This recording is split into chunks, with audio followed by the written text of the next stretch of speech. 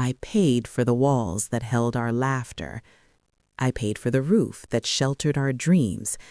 And one ordinary afternoon, I learned my husband had sold it all without telling me. Not because he had to, but because he could. Before I begin, if you've ever lived through betrayal like this, please leave a comment, and subscribe to Hidden Chapters for more real-life stories and emotional insights. I used to believe that stability was something you could build with patience and love, brick by brick, payment by payment, morning coffee shared at the kitchen counter, quiet nights where the house settled around you like a deep breath. I thought if you did the right things long enough, life would meet you halfway. For me, that belief took shape in a modest 2-story home on a quiet street lined with maple trees. Nothing extravagant, beige siding, white trim, a small porch that creaked in one specific spot near the steps.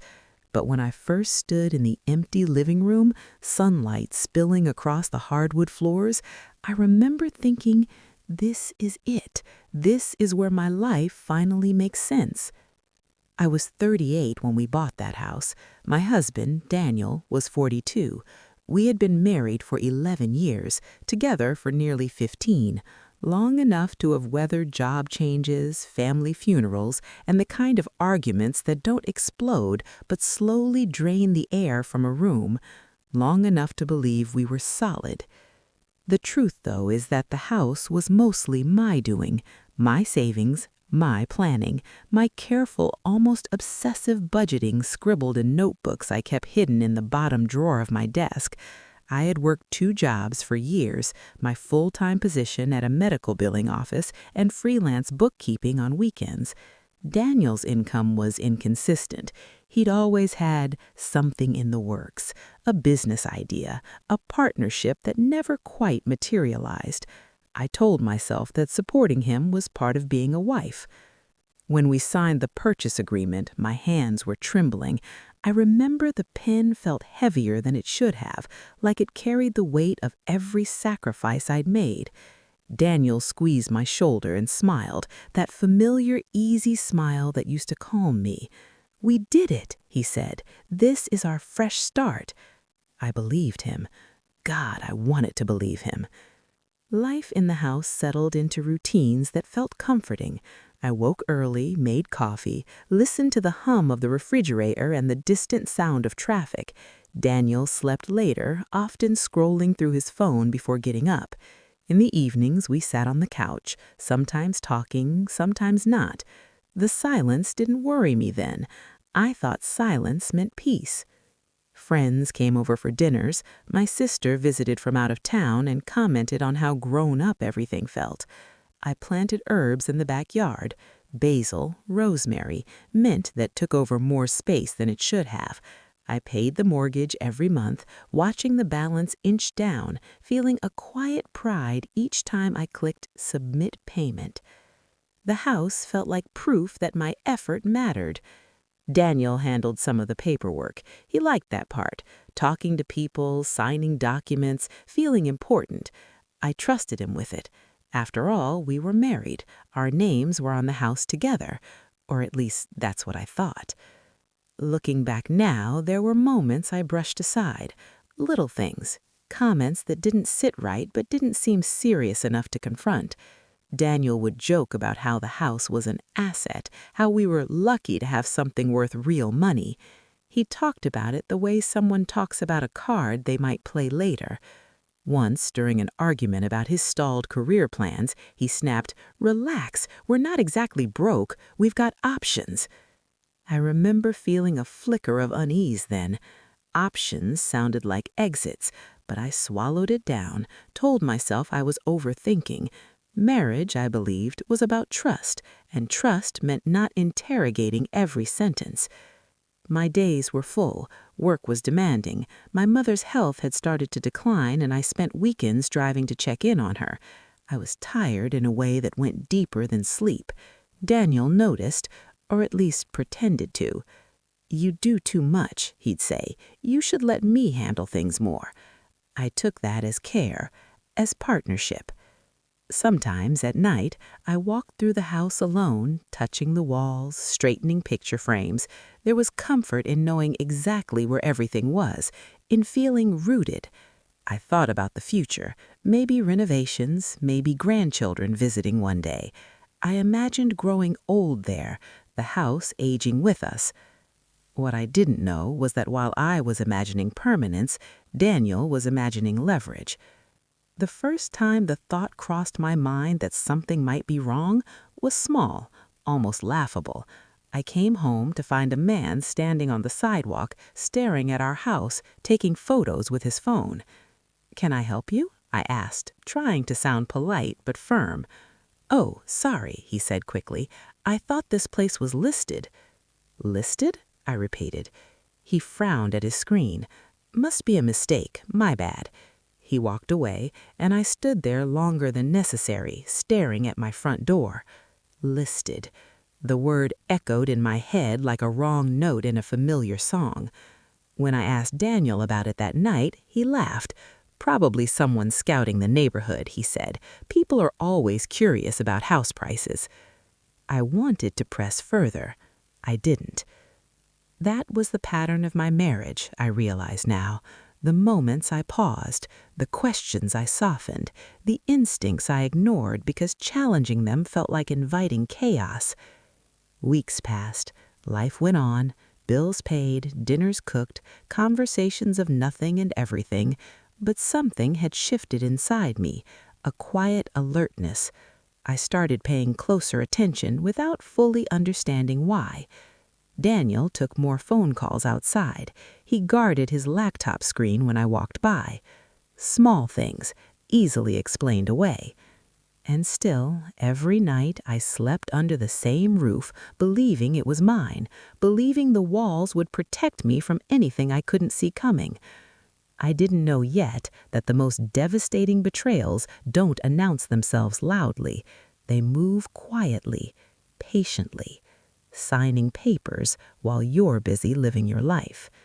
And I had no idea how close I was to losing everything I thought I had built.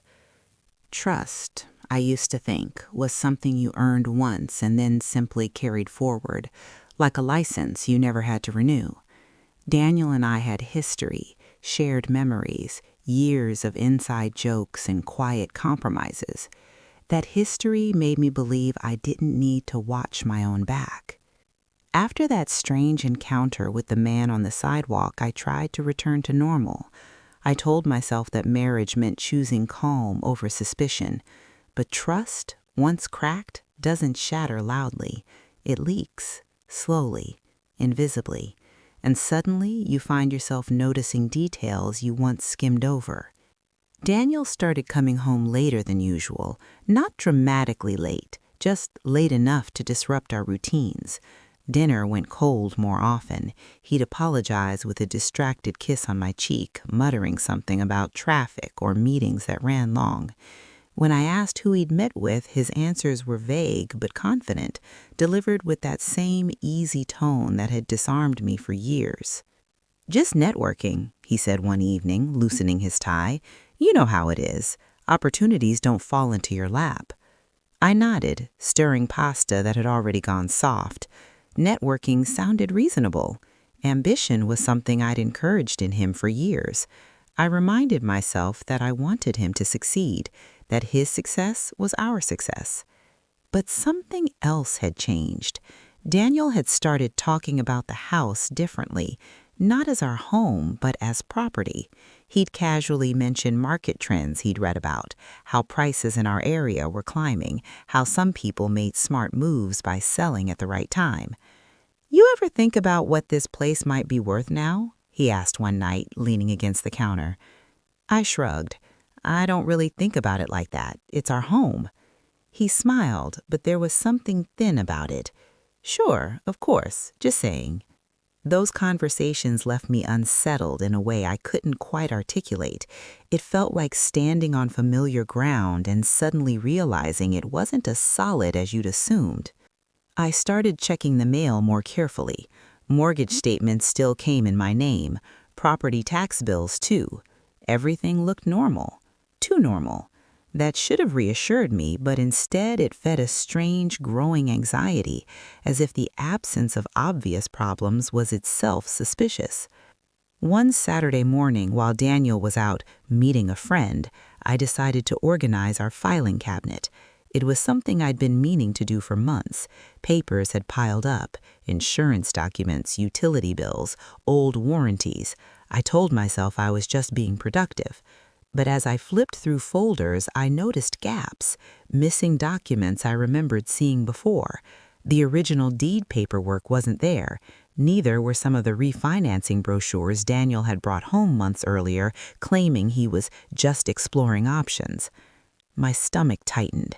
I stood there longer than necessary, holding an empty folder, listening to the faint tick of the wall clock. I told myself the papers were probably in Daniel's office. He liked to keep his things separate. That wasn't a crime. Still, that night, I asked him about it. "Hey," I said lightly, "do you know where the house paperwork is? I was organizing files." He didn't look up from his phone right away. "Probably in my desk," he said. "Why?" "No reason, just wanted to know." "Don't worry about it," he added, finally meeting my eyes. "I've got it handled." Handled. The word landed heavier than it should have.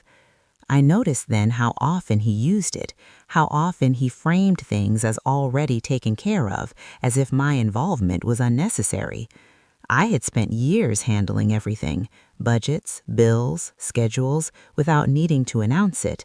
Daniel's insistence felt performative, defensive. And yet when I lay in bed beside him that night, listening to his steady breathing, I still told myself I was imagining things. Anxiety has a way of making you doubt your own instincts, especially when you've trained yourself to prioritize harmony over confrontation. The truth is, I had built my identity around being the steady one, the responsible one, the wife who held things together. Admitting that something was wrong with my marriage felt like admitting failure, not just of the relationship, but of myself. A few days later, my sister called. We talked about our mother's health, about work stress, about nothing particularly important. Then she mentioned a coworker who'd been blindsided by her husband selling their shared property without telling her. "That can't even happen, right? Don't both spouses have to agree?" I laughed reflexively. Of course they do. But after we hung up, I sat at the kitchen table for a long time, staring at the grain of the wood. The house was quiet, too quiet. I could hear my own pulse in my ears. That night, I opened my laptop and searched. Just casually, I told myself. Laws varied by state, situations differed. Sometimes, under certain conditions, things could be done with less oversight than you expected, especially if paperwork had been signed earlier, especially if one spouse trusted the other enough to not read every line. I closed the laptop feeling foolish and ashamed for doubting my husband, ashamed for not knowing more. I didn't tell Daniel about the search. I didn't want to start a fight based on hypotheticals. Instead, I watched, quietly. Daniel grew more careful. He stopped leaving papers out. His phone never left his side. He became oddly attentive, bringing home flowers, suggesting date nights, touching my arm more often when he spoke. It was subtle, but I felt it. The overcorrection, the way guilt sometimes disguises itself as affection. One evening over dinner, he said, "You know I appreciate everything you've done for us, right?" The comment came out of nowhere. I looked up, fork halfway to my mouth. "Of course," I said slowly. "Why?" "No reason, just wanted to know." His smile didn't reach his eyes. That was when the fear finally took shape. Not sharp panic, something colder, a realization that whatever was happening, it was already in motion, that trust, once given freely, could be used against you with terrifying efficiency. I still didn't know what Daniel was doing. I still didn't know how far he'd gone. But deep down, I sensed that the life I thought was secure was quietly being rearranged without my consent. And the worst part was, I had helped build the stage for my own betrayal, believing love would keep me safe. Once suspicion takes root, It changes the way you see everything. Conversations replay themselves in your head with new emphasis, a pause here, a deflection there. I didn't confront Daniel, not yet, but I began living beside him with a quiet vigilance that exhausted me more than any argument could have. I started keeping mental notes, dates, times, his tone when he answered certain questions, the way his jaw tightened when I mentioned the house. It felt wrong, this constant internal surveillance of the person I had trusted most, but something inside me refused to go back to sleep. One afternoon, I left work early with a pounding headache. The office had been loud, phones ringing nonstop, fluorescent lights buzzing above my desk. I wanted nothing more than to lie down in my own bed, in the house I believed was my safe place. As I pulled into the driveway, I noticed a car parked across the street. Not unfamiliar exactly, but not one I recognized either. A dark sedan, engine off, windows tinted. I told myself it was probably a neighbor's guest, but my shoulders tightened anyway. Inside, the house was too neat. That might sound strange, but Daniel wasn't neat. He left coffee mugs everywhere, papers half-stacked on counters, shoes kicked off wherever he happened to stop. That day, everything was cleared, surfaces bare, as if someone had prepared the house for inspection. My chest tightened. I walked through the living room slowly, listening to the sound of my footsteps on the hardwood floors. The house smelled faintly of lemon cleaner, sharp and artificial, not comforting, intentional. On the kitchen counter, there was a single envelope, plain, white, no address visible, just my name written in Daniel's handwriting. I picked it up, my fingers already cold. Inside was a folded piece of paper, a note. Running errands, back later, dinner's on me tonight. I stared at the words longer than necessary. Something about the timing felt staged, like reassurance placed exactly where I would see it. I sat down at the table, the same table where we'd shared countless meals, and tried to slow my breathing. I told myself not to jump to conclusions. Anxiety has a talent for turning ordinary moments into threats. But my instincts were screaming now, no longer subtle, no longer polite. I decided to check Daniel's office. I didn't do it with drama, no slamming doors or frantic searching, just quiet steps down the hallway, the sound of the door opening softer than I expected. His office smelled faintly of cologne and paper, familiar, almost comforting. His draft drawers were locked. That alone might not have meant much, except Daniel had never locked them before. He joked about forgetting passwords, about how locks were pointless if someone really wanted in. I stood there, staring at the small metal keyhole, feeling a surge of anger mixed with fear. What are you hiding from me? I didn't force anything. I didn't want evidence of intrusion. Instead, I looked around. Shelves, trash can, behind the printer. That was when I noticed the printer tray was empty, but the ink cartridge had been recently replaced. A small detail, but it mattered. Someone had been printing a lot. Later that evening, Daniel came home cheerful, too cheerful. He kissed my forehead, asked about my day, offered to order my favorite Thai food. I watched him closely, noticing how relaxed he seemed, how unburdened. "You're in a good mood," I said carefully. "Why wouldn't I be?" he replied, smiling. I wanted to ask him directly then, to lay everything on the table, but something held me back, a sense that once I asked, there would be no going back, that whatever answer I received would change everything. So instead, I asked something smaller. "Have you been doing anything with the house paperwork lately?" I said, keeping my voice even.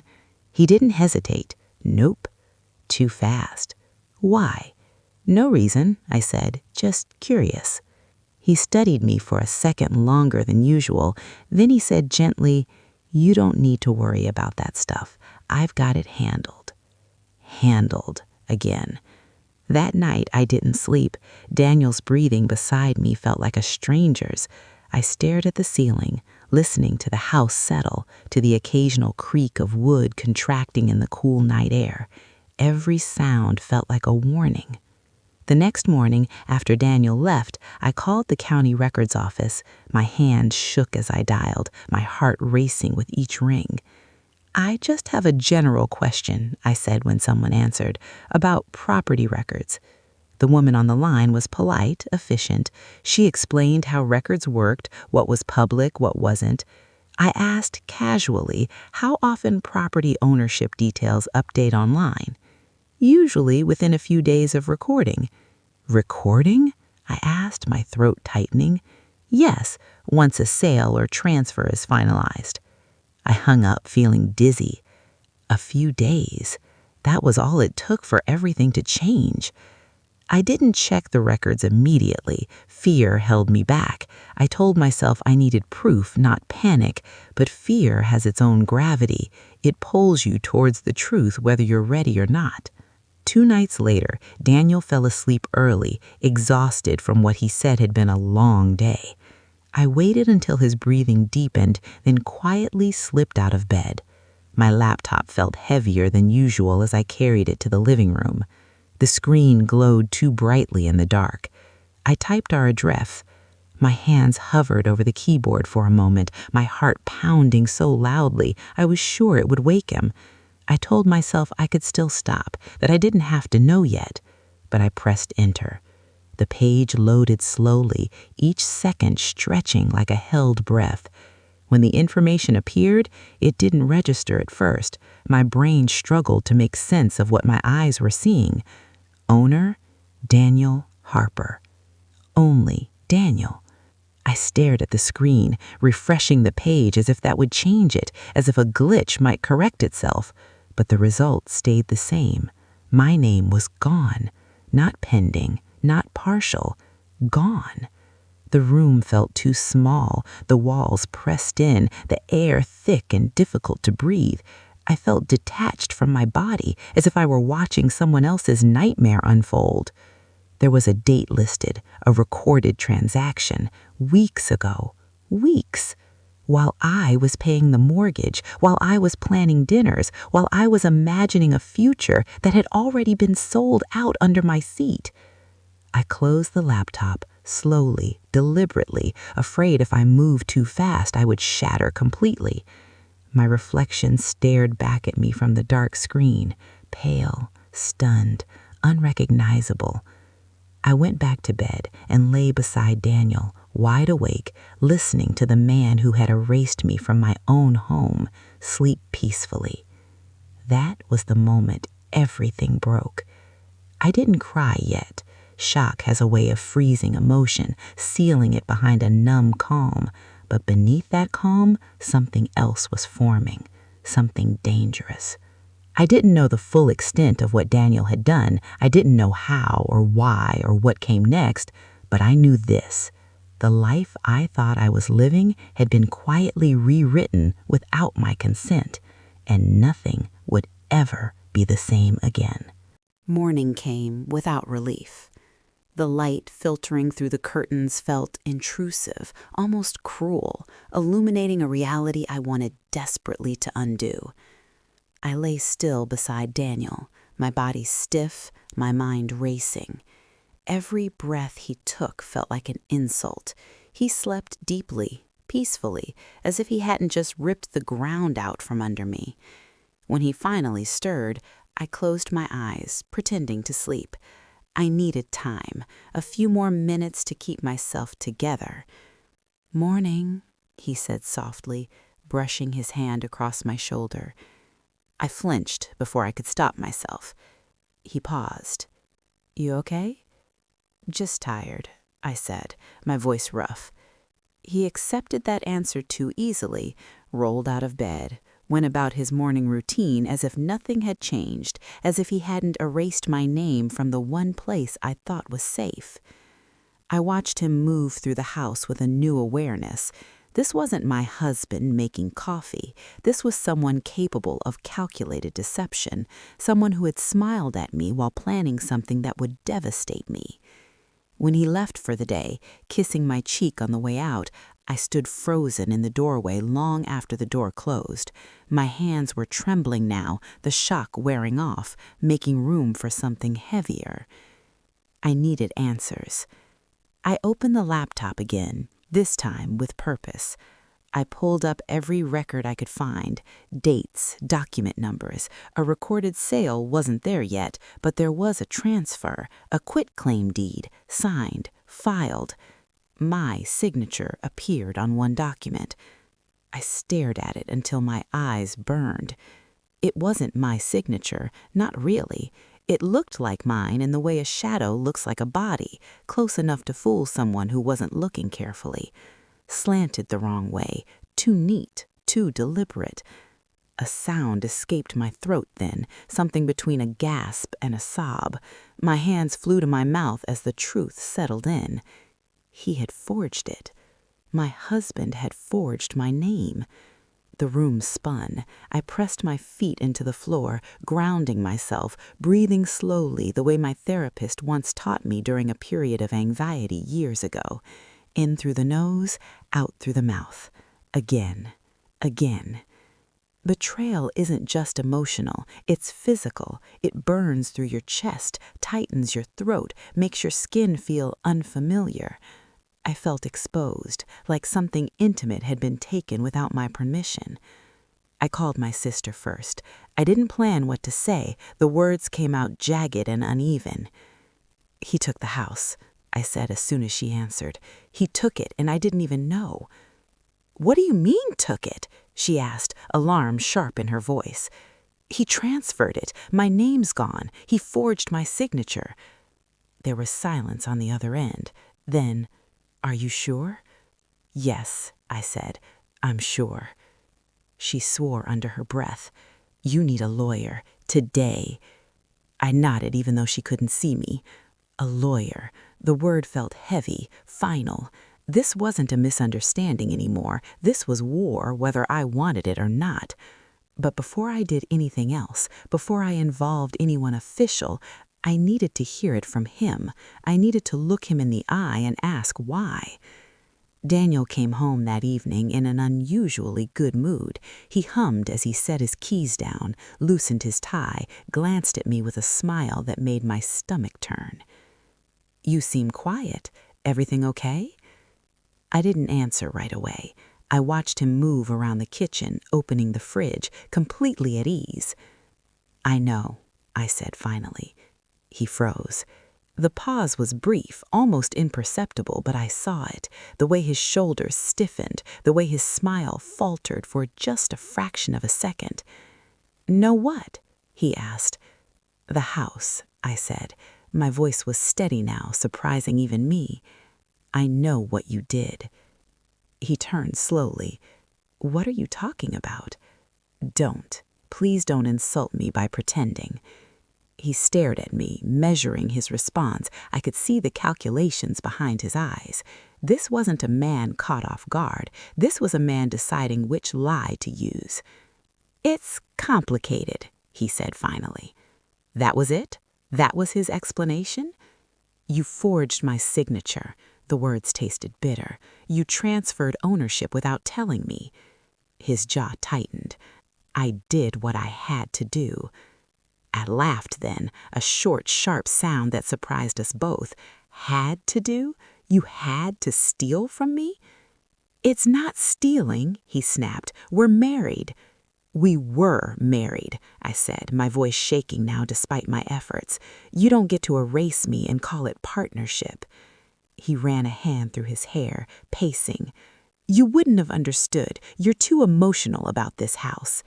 "This house?" I repeated. "I paid for it, Daniel. I paid for almost all of it." "And I contributed in other ways," he shot back. "You always act like money is the only thing that matters." I stared at him, stunned by the audacity. "You sold my security, my future." "I needed capital. An investment opportunity came up. This was the fastest way." "An opportunity for who?" I asked. "For us," he insisted. "I was going to tell you once everything's settled." "When?" I demanded. "After it was gone? After I had no say?" He didn't answer. That silence was louder than any confession. I felt something inside me fracture then, not into pieces, but into clarity. The man standing in front of me wasn't confused. He wasn't desperate. He was entitled. He believed my trust gave him permission. "I want the truth," I said. "All of it." He exhaled sharply as if irritated.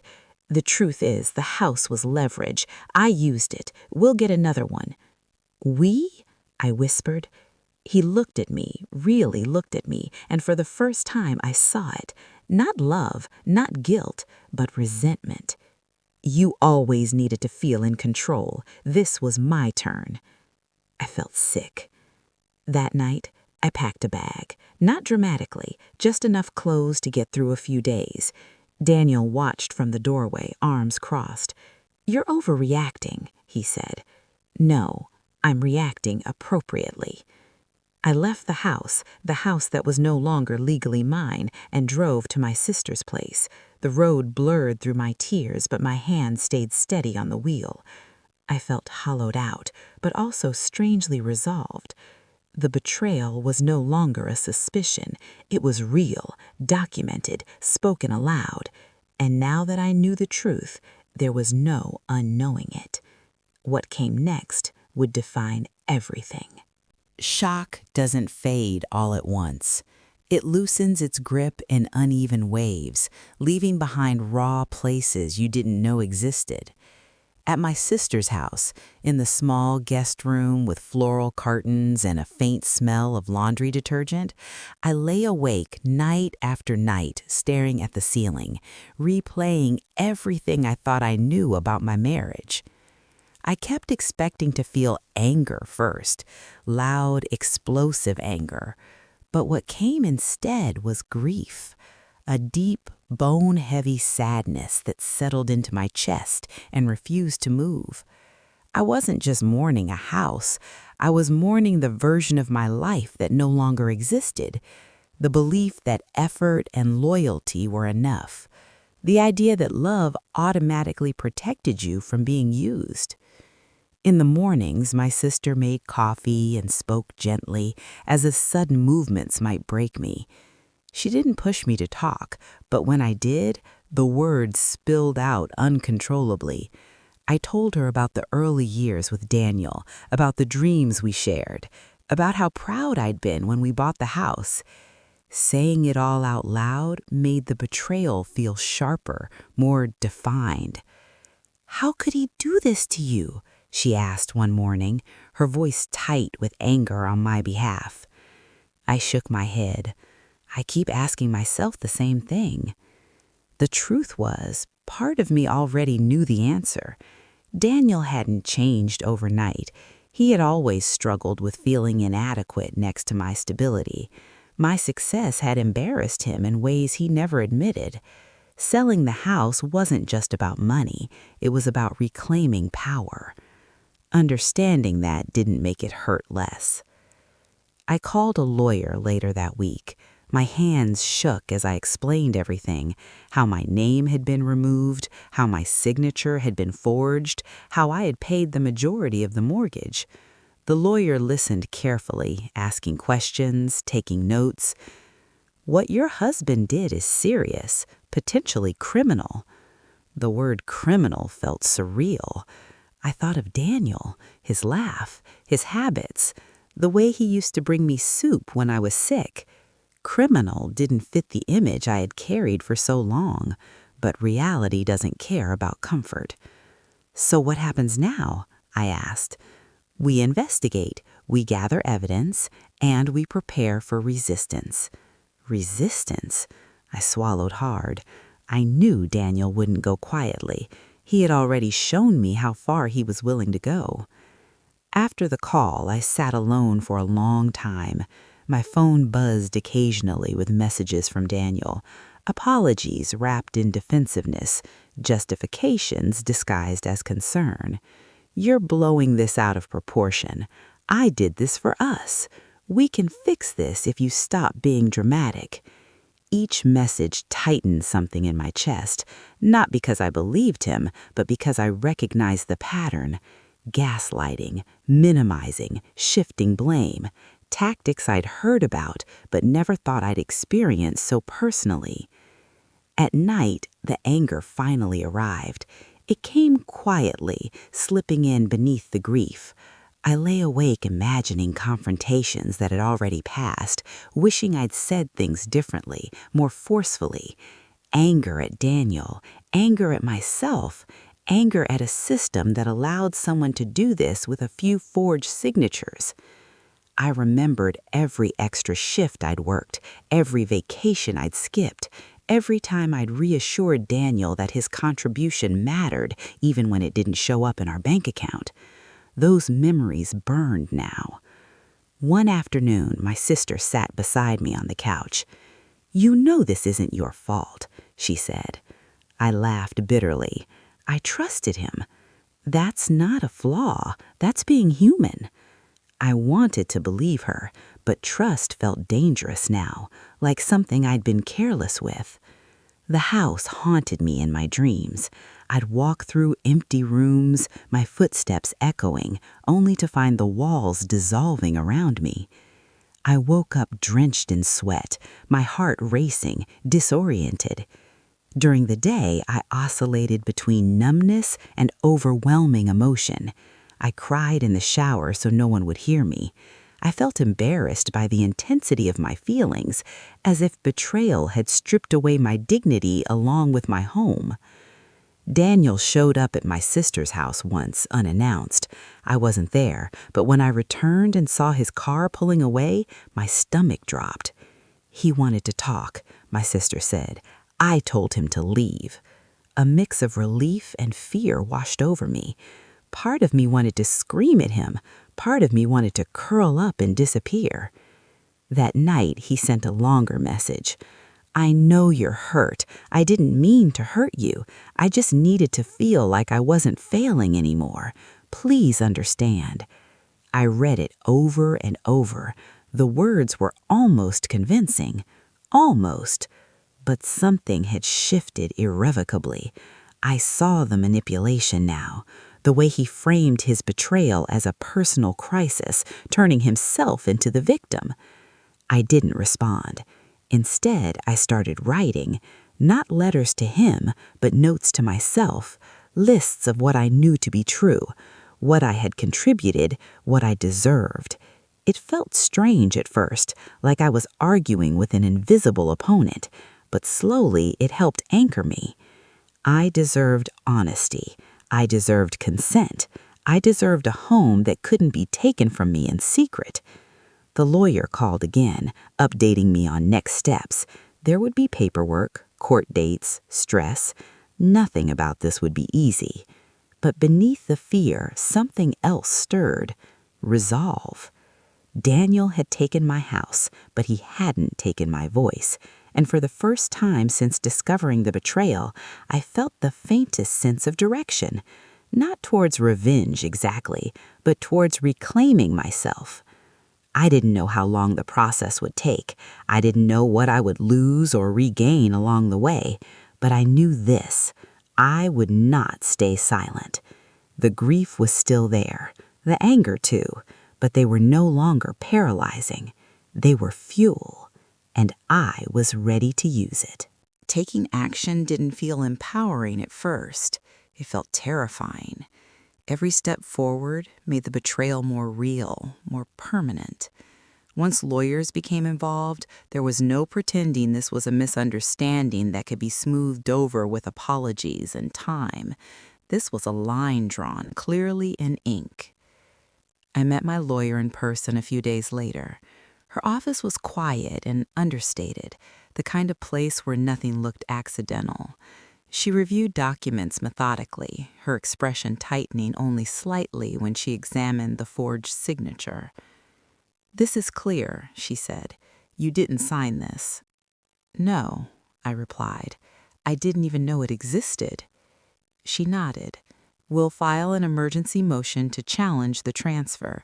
We'll also request an injunction to prevent any further sale or refinancing." Hearing those words, emergency, challenge, prevent, made my chest ache. The house was already gone from my control. Now I was fighting to stop further damage. "Will I get it back?" I asked quietly. She paused. "I can't promise outcomes, but you have a strong case." Strong case, weak heart. That's how it felt. When I left her office, I sat in my car for a long time before turning the key. I watched people pass on the sidewalk, strangers carrying groceries, laughing into phones, living lives untouched by this particular kind of devastation. I felt separated from them by an invisible wall, like I'd crossed into a reality they couldn't see. Daniel didn't stay quiet once he realized I was serious. His messages escalated from pleading to accusatory. "You're trying to ruin me. You don't understand what you're doing. This is going to get ugly."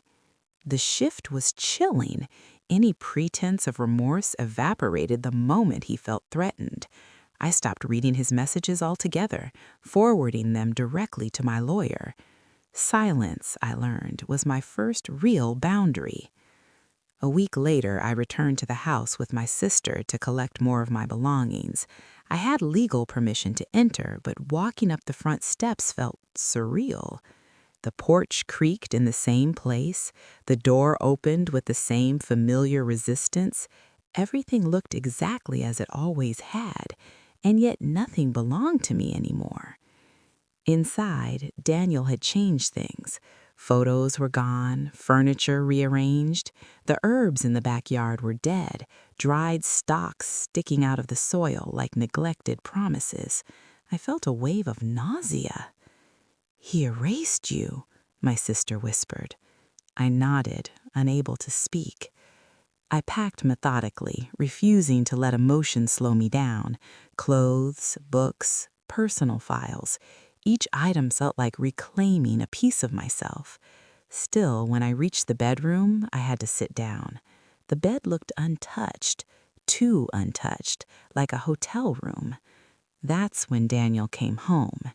He stopped short when he saw us. "You didn't tell me you were coming." "I don't need to anymore," I said. He looked thinner, tense, angry. "You're really doing this, dragging lawyers into our marriage?" "You dragged lawyers into our marriage when you forged my name," I replied. His eyes flicked to my sister, then back at me. "We could have handled this privately." "You mean quietly," I said. His jaw clenched. "You're making me look like a monster." I met his gaze. "You did that yourself." For a moment, I thought he might say something that resembled accountability. Instead, he laughed bitterly. "You always needed to win. This is just another way for you to feel superior." The words hurt more than I expected, not because they were true, but because they revealed how he's seen me all along, not as a partner, but a competitor. "I didn't want to win," I said softly. "I wanted a marriage." He looked away first. We left soon after. In the car, my sister reached over and squeezed my hand. I realized then how exhausted I was, not just physically, but emotionally. Fighting someone you once loved drains a part of you that rest doesn't easily restore. The legal process moved slowly and relentlessly. Affidavits, statements, evidence. I had to recount everything multiple times. How we bought the house, who paid what, when I first suspected something was wrong. Each retelling reopened wounds I was trying desperately to close. Daniel contested everything. He claimed I knew, that I had agreed, that my shock was performative. Hearing his version of events read aloud in a legal setting felt like being erased all over again. But the documents didn't lie. The inconsistencies added up, and slowly the truth gained weight. There were moments I wanted to quit, to walk away, to let him keep the house just so I could have peace. But every time that thought surfaced, another followed closely behind. If I don't stand up now, this will follow me forever. This wasn't just about property anymore. It was about autonomy, about consent, about refusing to be rewritten by someone else's narrative. I started therapy again during this time. I needed somewhere safe to unravel the tangled mess of emotions I was carrying. My therapist listened patiently as I talked about guilt, shame, rage, and fear. She said, "Betrayal trauma often comes from the shock to your sense of reality. You're not just grieving what happened, you're grieving what you thought was true." That resonated deeply. I wasn't foolish for trusting Daniel. I was human, and what he did was a violation not just of the law, but of shared reality. Weeks turned into months. Court dates were set, then postponed, then rescheduled. Each delay tested my patience and resolve, but I stayed steady. I learned to separate my emotions from my actions, to let the feelings exist without letting them dictate my choices. And somewhere along the way, something unexpected happened. I stopped missing him. Not suddenly, not dramatically, but gradually the absence of his presence began to feel like relief rather than loss. The constant second-guessing, the quiet invalidation, the tension I hadn't realized I was living with, it was gone. What remained was clarity. I didn't know how the legal battle would end yet. I didn't know how justice would look like. But I knew I was no longer the woman who had quietly trusted and hoped for the best. I was someone who had been wronged and who chose to stand up anyway. By the time the court date finally arrived, I felt older than I had a year earlier. Not in years exactly, but in awareness. Trauma has a way of compressing time, of forcing growth before you're ready. I walked into the courthouse with my lawyer beside me, my shoulders squared, my heart pounding with a steady determination I didn't know I possessed. Daniel was already there. Seeing him in that setting was jarring. He looked smaller somehow, stripped of the confidence he wore so easily at home. His suit didn't quite fit right. He avoided my eyes, focusing instead on his phone, his jaw clenched. For a fleeting moment, I felt a flicker of something like pity. It passed quickly. This wasn't a misunderstanding anymore. This was accountability. Inside the courtroom, everything felt quiet in a heavy, expectant way. The judge entered. The formalities began. My lawyer spoke calmly, clearly, laying out the timeline, the payments, the forged signature, the transfer filed without my knowledge or consent. Daniel's lawyer countered with claims I'd heard before, that I'd agreed verbally, that the house was a marital asset he had the right to leverage, that my reaction was exaggerated by emotion rather than fact. Listening to those words spoken out loud made my chest tighten, not because they were convincing, but because they were cruel. They reduced years of effort and trust into a convenient lie. Then came the evidence. The handwriting expert's report was presented. The inconsistencies in the signature were explained in careful clinical language. The financial records showed clearly who had paid what month after month. The judge listened without interruption, occasionally asking questions that cut straight through the noise.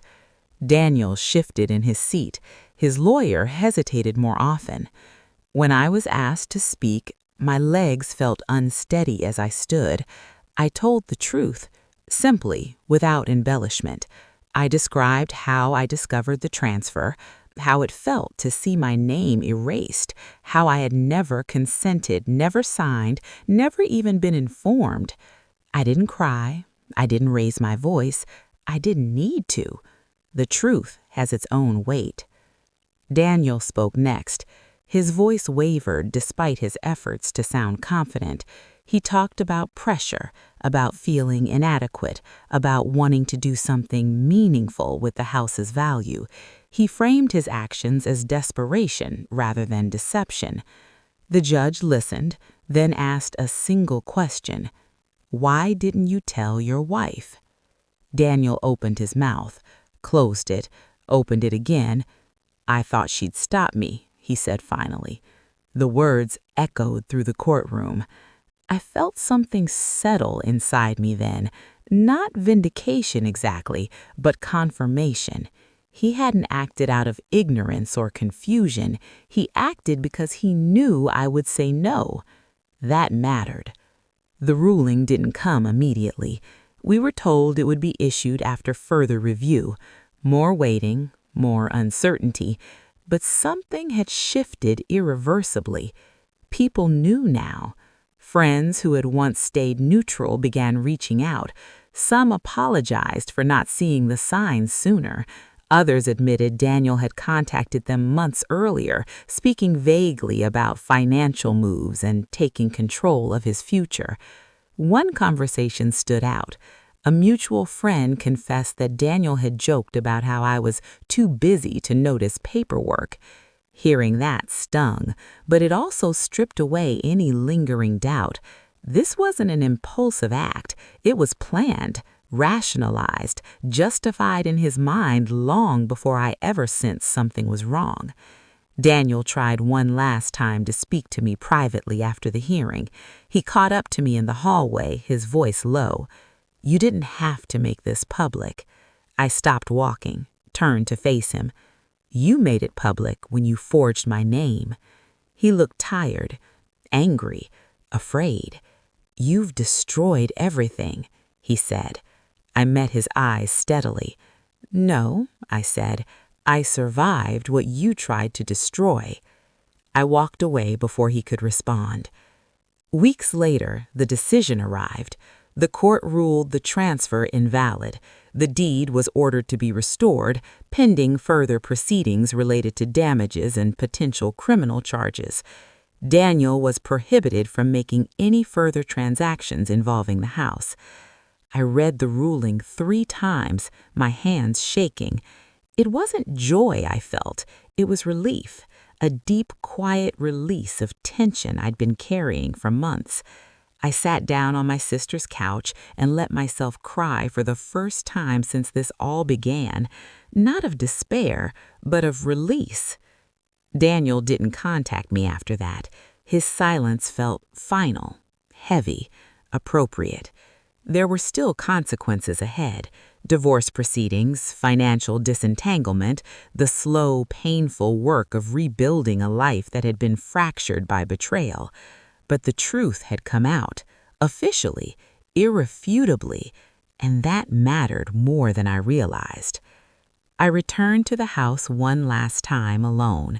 The keys felt strange in my hand, as if they belonged to someone else. I walked through each room slowly, touching the walls, breathing in the familiar air. The house felt different now, not tainted exactly, but altered. I understood then that even if I kept it, it would never again represent safety in the way it once had. Places hold memories, and some memories are too heavy to live inside forever. Still, standing there, I felt something close to peace. The truth had been spoken, the lies exposed, the power imbalance corrected. For the first time since discovering the betrayal, I felt like myself again, not the woman who had been deceived, but the woman who had faced it head on. And I knew the next chapter wouldn't be about fighting anymore. It would be about choosing what came next. Justice, I learned, doesn't arrive with fireworks. It comes quietly, in paperwork and decisions, in the slow unwinding of what was done wrong. After the ruling, there was no dramatic celebration, just a deep exhale, like my body finally realized it was safe to breathe again.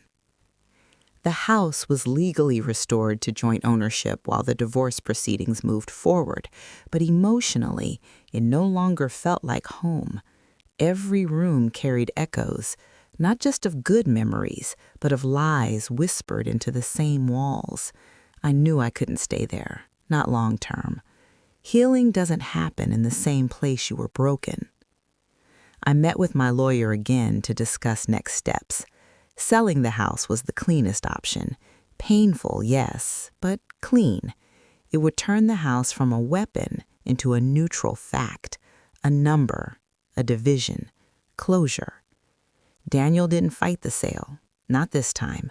The ruling had stripped him of his confidence, and I could feel it in the way he communicated through lawyers only, his tone subdued, careful. The man who once believed he could rewrite reality had been forced to confront it instead. The house went on the market quietly. No open houses, no signs that invited curiosity, just a listing, a few photos, a process I watched from a distance. When an offer came in, fair, uncomplicated, I accepted without hesitation. Signing those papers felt different from the first time. I read every line, slowly, intentionally. My pen felt steady in my hand. When the sale closed, the money was divided according to the court's direction. Seeing my portion transferred into my account brought a strange mix of emotions. Relief, yes, but also sadness. That money represented years of effort, years of belief in a future that never existed in the way I imagined. Still, it was mine, and that mattered. The divorce finalized not long after. No dramatic courtroom scene, no speeches, just signatures and stamps. The end of something that, in truth, had ended long before the paperwork caught up. I moved into a small apartment across town. It wasn't anything special. Neutral walls, creaky floors, a view of a parking lot.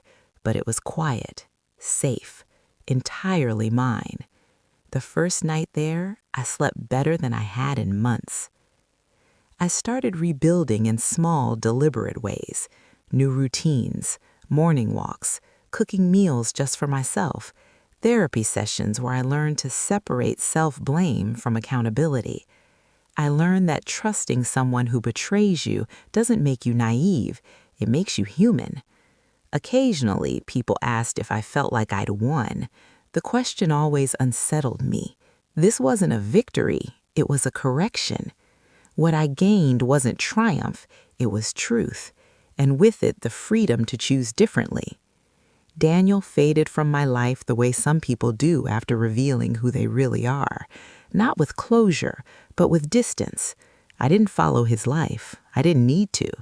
His role in my story was finished. What remained was mine to write.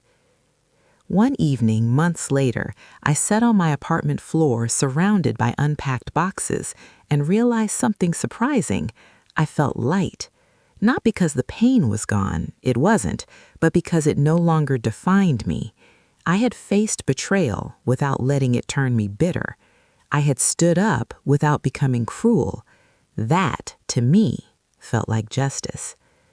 I didn't get back the years I spent believing in the wrong person, but I got back my voice, my agency, my sense of self, and in the end, that was worth more than any house.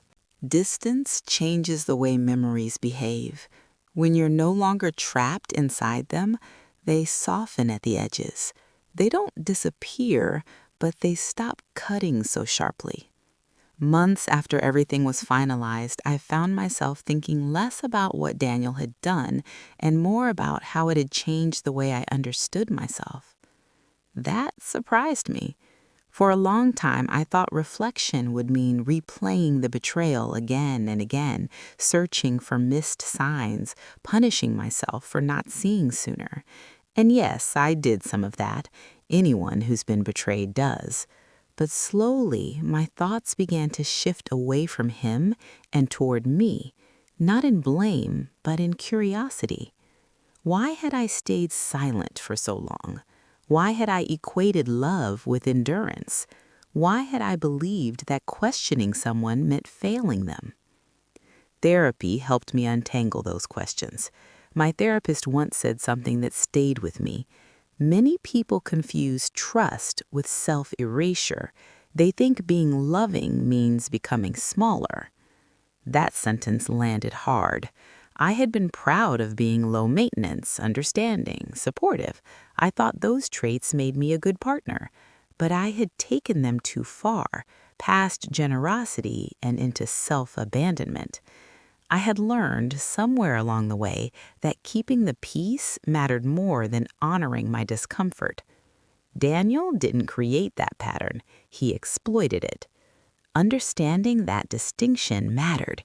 It freed me from the false choice between blaming myself entirely or painting myself as powerless. I wasn't weak, I was conditioned, and conditioning can be unlearned. I began noticing how often women my age shared similar stories when given the space, stories of finances controlled for their own good, of paperwork signed without explanation, of instincts dismissed as overreactions. The details differed, but the emotional core was the same.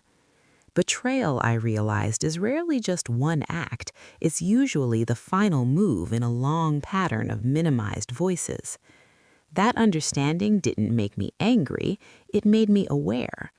I started setting boundaries in small, everyday ways, saying no without explaining myself, asking follow-up questions without apologizing for them, reading contracts carefully, trusting the physical sensations in my body, the tightening chest, the unease, as valid information, not nuisances to be ignored. There was grief in that process, too. Grief for the woman I had been, the one who believed love alone was enough to keep her safe. I didn't judge her. I thanked her. She had done the best she could with what she knew. And then I let her go. Psychology calls this kind of experience betrayal trauma. When the person who hurts you is someone you depend on, your mind often chooses survival over clarity. You minimize, you rationalize, you delay confrontation, not because you're foolish, but because your nervous system is trying to preserve stability. Learning that reframed everything. I hadn't ignored the signs because I was stupid. I'd ignored them because acknowledging them would have meant admitting my life wasn't what I thought it was. That kind of reckoning takes time. One afternoon, while sorting through old files, I found the original notebook where I'd tracked my savings before buying the house. Every deposit carefully logged, every sacrifice visible in ink. I sat with it for a long time, running my fingers over the pages. Instead of sadness, I felt pride. Not because I had lost and regained a house, but because I had built something once, and I could do it again, on my terms. That realization was quiet but powerful. It shifted my sense of identity from someone things happen to into someone who acts. I wasn't defined by what Daniel took. I was defined by what I refused to lose, my integrity, my voice, my capacity to grow. People sometimes asked if I would ever trust again. The question used to frighten me. It felt loaded, like trust was a door that once broken could never be repaired. Now I see it differently. Trust isn't a blind leap, it's a conversation. It's built with transparency, accountability, and mutual respect. And most importantly, it doesn't require me to silence myself. If anything, I trust myself more now. I trust my ability to ask questions, to walk away, to survive discomfort in the service of truth. That may be the deepest lesson of all. The house is gone, the marriage is over, but what remains is a clearer understanding of who I am and what I deserve. Not perfection, not guarantees, but honesty, consent, respect. Those aren't unreasonable expectations, they're foundational. And if sharing my story does anything, I hope it reminds someone listening that discomfort is not disloyalty, that asking questions is not betrayal, that your intuition is not your enemy. Sometimes the most important thing you can reclaim after betrayal isn't what was taken from you, but the part of yourself you gave away trying to keep the peace. Moving forward didn't happen all at once. There was no single morning where I woke up healed, confident, untouched by what had happened. Growth, I learned, is quieter than that. It arrives in small choices made consistently, in moments where you respond differently than you once would have. in noticing that the weight you carried for so long is no longer on your shoulders. A year after I left the house, I stood in the doorway of a new place, small, sunlit, imperfect. The floors weren't level, the kitchen was narrow, the windows rattled when the wind picked up.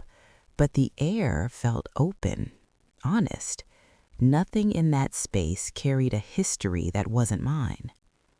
I unpacked slowly, not because I was tired, but because I wanted to be intentional. I placed things where I wanted them, not where they'd always been. I hung photos that reminded me of strength rather than nostalgia. I bought a plant and kept it alive, not because it mattered, but because it felt symbolic in a way I didn't need to explain. I stopped rushing myself towards some imagined finish line called closure. Closure, I realized, isn't something someone else gives you. It's something you practice over and over, every time you choose not to reopen a wound just to see if it still hurts. Daniel never apologized in the way people imagine apologies should happen. There was no tearful acknowledgement, no moment of clarity where he took full responsibility. For a while, that bothered me. I thought accountability required participation from both sides. Now I know better. His silence became its own answer. I didn't need his understanding to validate my experience. I didn't need his regret to justify my pain. I had already done the hardest part, believing myself. I began sharing my story carefully, selectively, not with everyone, just with people who listened without rushing to fix it. Some told me it gave them language for things they hadn't yet confronted in their own lives. Others simply said, "I'm sorry that happened to you." Both responses felt like enough. There was a strange relief in no longer protecting someone who had hurt me. I didn't speak out of bitterness, I spoke out of clarity. There's a difference. I learned to recognize red flags not as warnings to panic, but as information to pause. I learned that love doesn't require secrecy, that partnership doesn't mean surrendering your voice, that anyone who benefits from your silence is not acting in your best interest. I also learned to forgive myself. That may have been the hardest part. Forgiving myself for the times I minimized my discomfort, for the questions I didn't ask, for the trust I gave too freely. I stopped seeing those choices as failures and started seeing them as evidence of who I was at that time, someone hopeful, committed, willing to believe in shared futures. There is nothing shameful about that. If anything, I now see that the capacity to trust is not a weakness, it's a strength that deserves protection. And protecting it doesn't mean closing yourself off, it means pairing it with discernment. Life eventually grew fuller again, not louder, not dramatic, just fuller. Mornings with quiet routines I enjoyed, evenings where I felt present rather than guarded, friendships that deepened because I showed up more honestly, a sense of internal steadiness that didn't depend on someone else's approval. Sometimes I still think about the house, about the porch that creaked, about the light in the living room at certain hours of the day. Those memories no longer hurt. They feel like scenes from a chapter that ended, not because it failed, but because it had taught me what it could. I don't regret building that life. I regret that it was taken without my consent. There's a difference. And if there's one thing I carry forward now, it's this. No matter how long you've invested in something, you are allowed to question it.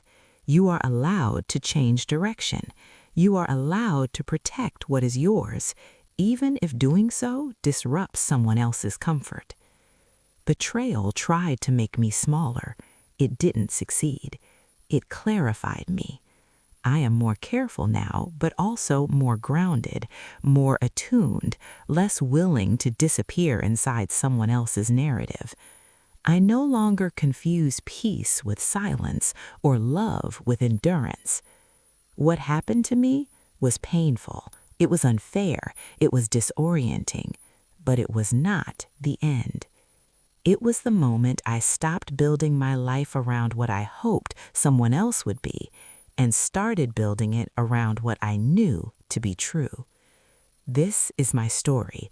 This is what shaped me. And this is what I learned.